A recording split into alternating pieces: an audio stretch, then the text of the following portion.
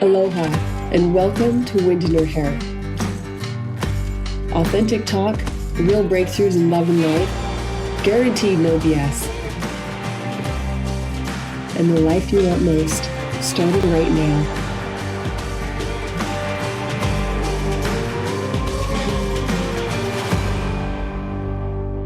I didn't create this podcast because I had it all together. In fact, I created this podcast because I didn't have it all together. I was really lost and in a very dark place for a good portion of my life. But when I walked through the fire and I found healing and freedom and full, abundant life, everything changed for me. And I realized I couldn't keep this silent, that I know that God gave me a voice. And that's why I'm here. I'm here to share a message of healing, of raw, radical ownership and freedom so that you can live an abundant, full life, the life that you were meant to live. So, aloha and welcome to Wind in Her Hair. I'm Anna, your host, and this is the first episode about me, a little snapshot into my story, not too much, that I will save for later episodes, and the truth behind Wind in Her Hair. So, I've got my notes in front of me. This podcast is for anybody who feels stuck, who feels silenced, and shamed, and who wants more for their life. I'm going to warn you right now, I came across as maybe this very strong,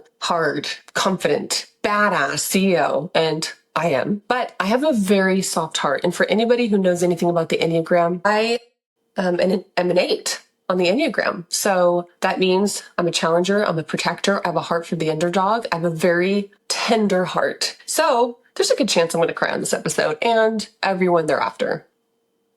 This podcast is for anybody who wants to level up their life, who wants freedom, who wants healing, who wants to attract the love of their life, who wants to have better relationships with money, people, family, their body, their mindset, their emotions, their career, their sexual life, all of the above.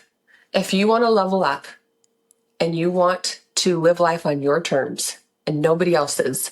If you want to listen to unfiltered, bold, raw, straight up, authentic conversation, then this is for you, because I'm not going to hold anything back. I am as authentic as they get because I don't think that I have anything to hide and I don't think that I've arrived. Will constantly be working on stuff. I will constantly be learning to let things go. I have a drive to research and study and learn how to have a better, efficient, streamlined, fun life. And I want to help you succeed. That's why I'm here. So let's get into Wind in Her Hair. Wind in Her Hair, the title came from the movie Dances with Wolves. So there's a character stands with a fist, and I'm part Sioux Indian. So I thought, well, dang it, I need an Indian name. I have FOMO, so I felt like I was totally missing out. And I kept thinking, okay, what do I love? I love wind in my hair. I've always loved a wind in my hair, going fast on skateboards and horses and motorcycles and golf carts when the governor's off. And I love driving in cars with the AC off and the windows down and just... That's why I constantly have dreads, because I like the windows down. And so, but it's more than just being wild and free. It goes deeper. And it's about throwing caution to the wind and stepping outside your comfort zone and being bold and brave and doing something that you normally wouldn't do. For example, walking out onto a pickleball court when you don't know anybody and you feel like an idiot, or going out to dinner by yourself, or going to listen to live music by yourself. And you're just standing there, the only person alone. You're like, yeah, how's it going? And, whatever it is, you don't need somebody to go have fun. You don't need someone to complete you. You are fine just the way you are because you know what you bring to the freaking table. And it's enough. Already getting emotional because I know there's a lot of you out there who are listening to this who don't feel enough. And you feel like, you know what? So wild. I don't know who needs to hear this right now, but I need to say it. It's not your fault. Whatever it is, it's not your fault. And those lies that keep haunting you, they're not true. Those things that you just keep hearing over and over again on replay, it's not true. That shit that person put on you, that's their shit. It's not yours. That's theirs. And you are enough. You've always been enough. So I want you to take all those chains, that burden, I want you to put them in the trash. And I want you to set it all down. I'm asking you nicely, because if you don't, you're going to waste a lot of freaking time. You're going to miss out on a lot of life, and you're not going to be able to become the better version of yourself and help others and impact others. And that's where the greatest joy comes from, is when you level up and you heal yourself and you can turn around and you can help others. That is the epitome of happiness. I'm going to get into happiness later. People just want to be happy. That's not what life is about. That's bullshit. It's not about being happy. So anyhow, that was a rabbit trail, but I think it was important. This is for people who are done settling, who are tired of the cycles, and who are ready to rise. So I'm going to share some game-changing, huge pivotal moments in my life regarding being shamed up on church stage, feeling cheap and unworthy, and being a single mom, and realizing God wasn't disappointed in me in a vineyard. But I'm just going to give you a little glimpse into the story because we don't have a whole lot of time, and your time is precious. Where I came from, I was born and raised on the North Shore of Oahu, which is in Hawaii, raised in a conservative, non-denominational Christian church and loving family. I grew up until I was the age of 13 with 2 parents, a twin sister, an older sister, and older brother. In the country, I grew up riding horses, obsessed with my horse. And eventually, though, my parents divorced when I was 13, and it affected me more than I care to admit for a long time. And because my dad left, he wasn't very present in our life, and I see how that affected me. And it was like, it planted this subconscious thought that I'm not really worth much. And so because I felt that, I attracted men who did not value themselves and who didn't value me. I'm telling you right now, one of the lessons we're going to learn in this podcast, all about personal growth and leveling up every area of our life, is you don't attract who you want. You attract what you make yourself available for, and what you believe you deserve, and who you are. So if you're a bench warmer, which we'll get into later, but if you feel unworthy and cheap, you're going to attract unworthy, cheap people. And you're both going to not be aligned, only in the sense where you're both toxic, and you think or are hoping, planning for that other person to heal you and make you happy and make life better. And you will literally both suffer until you open your eyes and wake up. So I ended up attracting not so healthy people into my life. And then the next huge turning point was I had moved to New York and Europe to model and gallivanted around the country for a few years and got some wind in my hair and some Lamborghinis, going 200 miles on the Autobahn and eating out of fruit baskets on the Mediterranean. It was wild, but that's for another time. Ended up back in Hawaii in my mid-20s, got pregnant, and the church didn't like that. And I got up on stage because that's what the pastor asked me to do. And I did it because I was a good little Christian, even though I was having sex and got pregnant. I was like, what? I got pregnant? How does that happen? How could I have gotten pregnant? My friend was like, well, did you have sex? I was like, yeah. But, so yeah, that's how it happened. A couple of times. That's it. And I got pregnant. And let me tell you, I didn't have sex till I was 24. I waited till I was 24 because I was going to wait until I got married. That's what I was raised to do.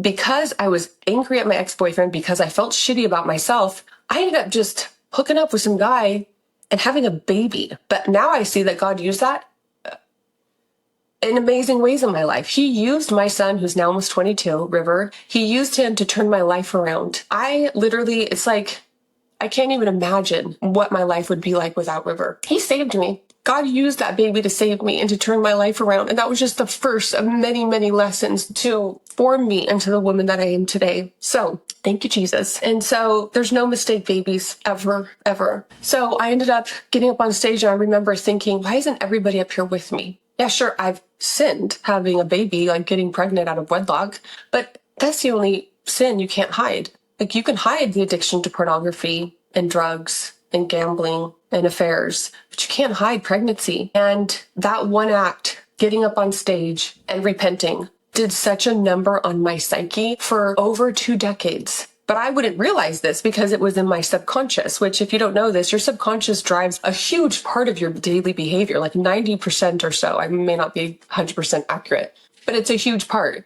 And you're not thinking about what you're thinking about. It's on autopilot. So I felt cheap, and I don't think that pastor knew what he was doing or how powerful that act would be in my life. But I felt so cheap that I felt like God had to punish me and I had to punish myself. And so I felt like I didn't deserve anything good, that these were the cards that were dealt to me. This was as good as it was going to get, and I had to be thankful and content because I didn't deserve anything better. And so I ended up walking into an unhealthy marriage. that I'm not going to get into right now. But when I signed up for this marriage, I didn't realize I'd be saying yes to all of his demons, all of his addiction, all of his pain, all of his loss, all of his unhealed wounds. And so I wasn't raised around narcissism and alcoholism, so I didn't see the red flags. Well, that's not 100% true. I saw the red flags. I felt it in my gut. Something was off. I didn't feel valued. Oh my gosh, the way he proposed to me, so embarrassing. I'm not even going to share it with you right now. The wedding was beautiful. I rode up on a white horse in a sparkly gown with no shoes and saddle, but that was cool. That was like the best part of everything. And I didn't realize what was actually happening. And so I ended up marrying him anyway because I felt, like I said, it's not going to get any better. And I was a single mom, my baby 3 at the time. And so I thought, okay, this is as good as it's going to get. Let's, I could stay at home, be with my son. If I marry this guy who's in the army, and I didn't marry him just for money, not at all. And so I thought, okay, this is probably the right thing to do. Yay, let's do it. All right. Let's go for it. And so ended up marrying him married for 13 years, legally 16 years, but together 13. And the last 3 years of our marriage, we didn't even have sex. It was wild. Like, I didn't know people did that, but that's what happens when you're basically just roommates and you don't have 2 builders. You have 1 builder. And every time you stack a brick, he comes and takes it down, or she takes it down. And so you end up after 13 years, you have nothing but a pile of bricks. And so let's continue. I had a really difficult marriage for 13 years, went to Al-Anon, changed my life forever, ended up hiring my own life coach. She ended up walking me through divorce, which was one of the best decisions ever. But caveat, okay, let's talk about this for a second. Divorce with children sucks no matter what. You're stuck between a rock and a hard place. You're damned if you do and you're damned if you don't. If you stay and you argue or you are roommates, you're not modeling a healthy relationship. And like my son said, who's now 22 almost, he said, Mom, I don't know what it looks like. I don't know what a healthy relationship looks like. And I just was like, oh man, I'm so sorry, babe. I'm sorry. That's my fault. But if you leave, the divorce damages the children's psyche, their mind, their heart. So you have to choose the lesser of 2 evils. Is it more toxic being in that marriage? And then what? You're going to wait till they're 18 so you can leave? I personally said, okay, I'm going to get the divorce because I want to die. And I'm not going to take my life, although I seriously considered it twice, because I have my children and that would be selfish. So I'm going to leave because I've been healing myself. I've been getting the therapy and the coaching, and I realized I deserved more. And I wanted to be set free from the pain and being stuck and being silenced and shamed and feeling worthless, like I had nothing to offer. Sounds fun, right? Yeah, it was a party, to say the least. So I said, okay, I'm going to leave, and I don't regret it. But the thing is, if you do get divorced and you have good reason because maybe there's addiction or there's narcissism, which let me just tell you, if anyone has a narcissistic personality style, that means they don't tell the truth a lot. They lie, they hide things, they're suspicious, they're manipulative, they're controlling, they gaslight you, they guilt trip you, they most of the time cheat. And there's addiction, did I already say that? So there's a lot of things that come with a narcissistic personality style that you can't change 100%. And they're not going to change either because they don't think they need to change, but because you're the one who needs to change, right? If you do get divorced, it's so important to do these things. Be really intentional about following up with therapy for the kids for at least a year or 2 or longer if you could do that consistently, like once a month. Keeping that communication open to be able to talk about how they're doing, how they're feeling. Never throwing the spouse under the bus, which I'm guilty of. I've done it before and I don't do it anymore because it comes back to bite you in the ass. Never be the Disneyland parent because it's not worth it in the long run. And there's this thing called alienation parenting, kind of what I just said, but the parents will throw the other one under the bus to make them look bad. And that's just going to come back to haunt you too. So it's better to be the bigger person, take the high road, always speak highly of the spouse, even if it tastes like vinegar going down your throat. And because the kids are going to see you as the respectful parent who doesn't throw the other one under the bus and talk shit about them. You need to really create a sanctuary. At least one of the homes need to be a safe, loving haven for the children where you're not talking about heavy topics like divorce and politics and religion and like whatever it is, they need to be able to know that they can be at peace and they're safe emotionally and physically and mentally in one of the homes. Preferably it's yours, or both would be amazing. And there's not high expectations of them to have to perform, just to know like, hey, this isn't because of you. You didn't do any of this. We love you guys so, so much. So I ended up becoming a single parent round two and starting my own business from home, building custom furniture. I had a whole workshop outside in Hawaii with a 12-inch sliding miter saw and a skill saw, and I recruited my kids, and we had our own family business. We all took turns cutting wood, sanding, staining, painting, building, and delivering, all during COVID. And we saved up money so that the kids and I could go on snow trips, go snowboarding and skiing. This is about a healing journey. I look at pictures of myself 10 years ago, and I can't even stand looking at myself. I look so hollow and ugly and sad and depressed, and I look like a different person. If you feel shitty, you're going to look shitty, is basically my point. Super profound lesson. I hope that you took notes. So that was the start of my journey of becoming the woman that I am today and doing what I'm doing today and finding my purpose and kicking ass, to say the least. So this is why I'm here, to help you do the same thing, because if I can do it, you can do it. And so I want to talk about the spiritual shift. The moment God got my attention, I'm at a winery. I'm with two of my girlfriends, my best friend, my Rachel and Kira, and we all know God. We're talking about spiritual things. And she's sitting there across from me, and she leaned forward, and she's like, Anna, she's like, you're punishing yourself. And just that hit me like a ton of bricks. And she said, and you think that God's punishing you too. And I just sat with that for a while. And I realized all the decisions I've been making that did not serve me were because I felt so freaking cheap. And it set me back so far for so long, all because I didn't know about limiting beliefs. And I had them on rerun for 20 plus years. Finally, something snapped and something kind of fell to the wayside and the load was lightened a little bit. And fast forward, I was an Airbnb superhost. I homeschooled my kids their whole life. So we're at home together, me and my three children. We're homeschooling, we're building tables. I totally was the mom who geeked out on science projects and art projects and island adventures and getting shave ice. And it was the highlight of my life, without a doubt. And then I realized, though, I needed to level up financially. I needed to heal my negative, toxic money mindset that I was raised with. And so I started leveling up mentally regarding my mindset. And I got this amazing job as a corporate flight attendant, but I had to go to the East Coast. And so in my mind, I'm going to go to the East Coast. I'm going to get myself set up financially in a home. I'm going to bring my two younger kids over because my oldest one was on the mainland. And I'm going to create a better quality of life for us, where we don't have rusty vehicles, where my daughter and I could go get pedicures and get our hair done and go out for lunch and go shopping. And I can help my son, who wants to be a golf professional, advance in his career. And I could get my daughter a horse and help her get horseback riding lessons again. And we could go to a cabin on Christmas time and just have a better life and not have to say no to everything just because we're broke. And side note, we're going to talk about finances as one of the pillars in a later episode, but money is a tool. If you don't know this, I want you to know this now. Money is a tool to get shit done.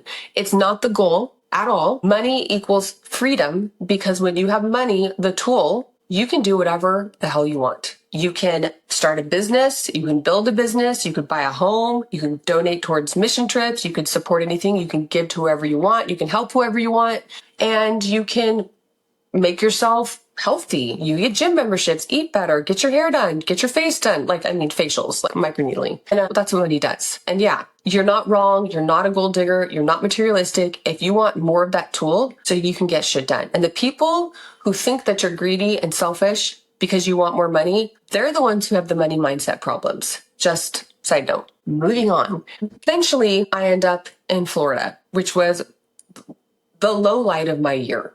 Being in Florida for, I don't know how long it was, 3 months, felt like forever. I was there with my son and his girlfriend. It was great being with them.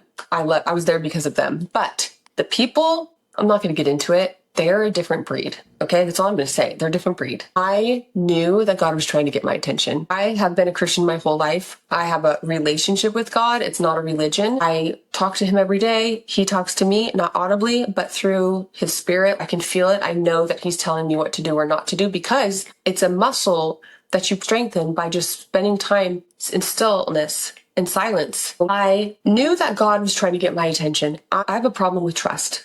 I don't know what it's like to trust. I don't know how to trust men, especially. And so I have never really fully trusted God with my life and handed over the reins and said, okay, God, I suck. I don't know really what I need. And I've tried, and every time I come up short. So I'm 47. I think it's time that I try something different. I went to Florida. That was really difficult. I got to my lowest low, and that's when God finally got my attention.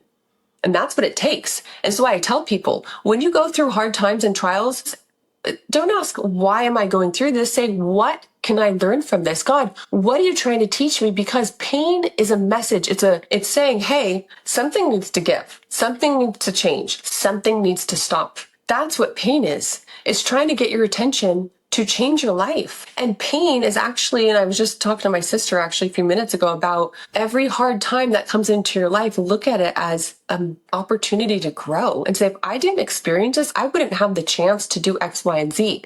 I wouldn't have the chance to practice my voice and stand up for myself and stop the cycle of having a victim mindset. So I eventually decided I'm moving to Nashville. This is where I am today. I am in Nashville. I've been here for 4 weeks, I think. I moved here all by myself, not knowing anyone. My son is still in Florida. My 2 younger children are right now with their dad in Hawaii. I rented a U-Haul trailer, never pulled a trailer, hooked it up to my Jeep, loaded up all my shit, drove 2 days worth to Nashville from Florida, and I got an apartment. I found a church. The following Sunday was my birthday. I turned 48. I went to church. I found the church that I love, and God got my attention. And it's been an amazing, amazing journey of healing and him showing me ways that I need to level up so that I can help you better. Because that's the mission. That's the calling. That's the purpose. I didn't come here just to write country music, which is my passion and my goal. So that's why I'm here, to launch my podcast, to write my music, to coach you, to get unstuck, to live in freedom. Like I said already, and I'm not going to say it enough, that's why I'm here. And I wouldn't be who I am today if I had not met the people that I met on the East Coast. And these people, God used them in my life in an instrumental way to help me level up and to give me a step up. And it's been an amazing, amazing journey. I wanted to quickly give you a snapshot of the 7 pillars, because this is part of your life. You have 7 pillars of your life, and if one of those pillars is cracked or broken, your life is not going to be as strong as it could be. So we have the pillar of spirituality, which we are not human beings having a spiritual experience, people. We are spiritual beings having human experiences, right? You don't have to believe in God. It's still happening all around you. Our battle is not against flesh and blood. There's a spiritual realm, in case you don't know. A lot of people just walk in naiveness. That's not a word, but let's just go with it. And they are oblivious to the spiritual world. And there is evil. You know that. There is an enemy who wants to destroy your life. There's a verse that says the enemy comes to steal, kill, and destroy. That's his goal. That's his mission. So if he can plant seeds in my brain that I'm worthless and I'm not going to amount to anything, and it's not going to happen, I'm not going to be set free, and I believe that, he wins. So you have to be on guard. You have to educate yourself. You have to stop acting like a victim, and you need to be on guard against the tactics of the enemy. It's real. Believe me, I've been through it. I go through it every day. I'm telling you right now, if I don't keep my blinders on, I am not invincible. I'm not immune to being overwhelmed and doubt and fear. But I know how to counteract it. And I am not only a relationship coach, I'm bed coach. So I coach myself on a daily basis. If I take down my blinders for a second and I look to the right or the left and I see the stormy sea that's just crashing around behind me, the overwhelm, all the things I have to do, all the doubts, all the fears, I will sink, and then I won't be any good to you. So I keep my blinders up and I just look straight ahead. I just keep my eyes ahead. And I wrote this song recently that says, Lord, I'm going to take your hand and I'm going to follow you with my eyes closed. That's what I have to do because I'm so used to taking control. I kind of give something to God and then I quickly take it back. And I'm like, psych, I don't really trust you to do that. So I think I'll handle it from here, God. And then I come up short, I fall, I lose it, whatever it is. And I'm like, Anna, like, gosh, how many times are you going to sign up for this lesson? It just comes in a different person, in a different situation, in a different circumstance. And so there's the pillar of your spiritual life. There's your emotional and mental pillar of like old wounds, wiring your thoughts, regulating your nervous system. There's the physical pillar. So it's your body, your nutrition, your health, and staying strong and feminine if you're a woman. It's your relational pillar. So relationship to yourself, first and foremost, because it's the most important relationship you'll ever have. And this is the crux of my teaching method. We start with healing the relationship to yourself. Because once you are healed and whole, everything around you can fit together like a little puzzle piece. But if this is broken and unhealed and just gaping open, just oozing out toxicity, it's not going to be good. It's not going to be good, just to say the least. Then we have your professional pillar. So that's stepping into your calling and your purpose, realizing what are my gifts? What lights me up? Because what lights you up lights other people up. And that's your purpose. Then there's your financial pillar. So moving from survival mode into abundance. This is what I want for you. If he can do it, so can you. If she can do it, so can you. Don't ever doubt yourself for 1 second. If you want it, you don't have to explain to anyone why you want it. It's not their damn business. That's all I'm going to say. Moving on. And we're going to go into one episode per pillar and just break it down. So sexual, the last one. I am interviewing some sex experts end of August. I'm super excited because I want to dive into this. I want to know a lot of things because I didn't have a good sex life in my marriage. I suffered big time and I missed out. I was very deprived, to say the least. And I'm bummed. I'm bummed because we are sexual beings. God created sex. I'm not going to go off on the soapbox, but I will. I'm just going to put my foot on the soapbox. That's it. God created sex. Sex is a beautiful thing. It's meant to bond people and for procreation. But sex outside of marriage, this is a tough place to navigate right now because a lot of people don't share my same beliefs, and that's fine. But the point is, having sex in certain situation causes a lot of problems unnecessarily. If you're not even in a relationship with someone, you get pregnant, okay, you're raising your single mother. That's not the best situation for you and your baby. You can get STDs, right? There's this thing called soul ties. When you have sex with people, you are creating a soul tie. You're taking on their energy. Whether you know it or not, you are trading stuff because it's a spiritual experience also. And so I want to talk about reclaiming sexuality from shame and connecting it to your confidence. And there's so much more. And also, just so you know, I'll have PDFs for anybody who totally wants to geek out on this stuff and go a little bit deeper. That is what to expect. I'm going to be uploading episodes every Tuesday, once a week, and I'm going to alternate having solo episodes with interviewing expert guests. And we're going to talk about stories. We're going to talk about raw, authentic stuff on this episode. And I want you, this is the ending. You need to hear this, please. I want you to come just as you are in all your mess. I don't want you to, getting emotional. I don't want you to feel like you have to get it all together because you don't. I want you to bring all your shit. And that's how God feels too. Like, bring it all. You don't have to change. You don't have to perform. You don't have to earn love. This is my goal. I want you to know that you're seen and that you're heard, because I spent the majority of my life not being seen and not being heard. And it broke me. And I don't want you to feel that way. I have such a strong desire to reach as many people as I can with a message of healing, that relationship to yourself, and leveling up every area of your life. And so I want you to know, I want you to come with all of your mess, all of your fear, all of your doubt, all of your limiting beliefs, everything. I want you to be able to lay it down every week. I want you to take the tools I'm going to give you. I want you, this podcast, to be a mirror and a message and an opportunity for you to become the best version of yourself. And starting today, you guys are putting your trust in my hands. I'm not going to steer you wrong. I'm not going to make stuff up.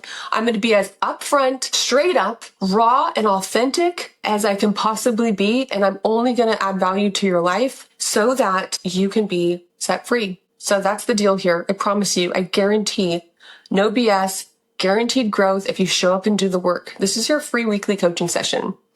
Because I charge for this, but not on my podcast. I want this podcast to be for everyone. Invite your friends. If you got anything out of this, please share it with a friend. Like and subscribe. And you know what? Get some freaking wind in your hair. Send me an email. I'm going to have an email in the show notes. I want to hear about your wind in your hair moment. When you pushed yourself outside your comfort zone and you did the unthinkable and you threw caution to the wind and you said, fuck it. Or beep, screw it. I want you to feel empowered. I want you to know that you don't have to stay there, that you don't have to be stuck. Okay? Promise me you're going to show up every week and you're going to level up with me. Okay, until next week. Aloha. You showing up matters to me. Now get some freaking wind in your hair. And if this helped you, subscribe. If a friend needs to hear it, share it. And leave a review so more people find it.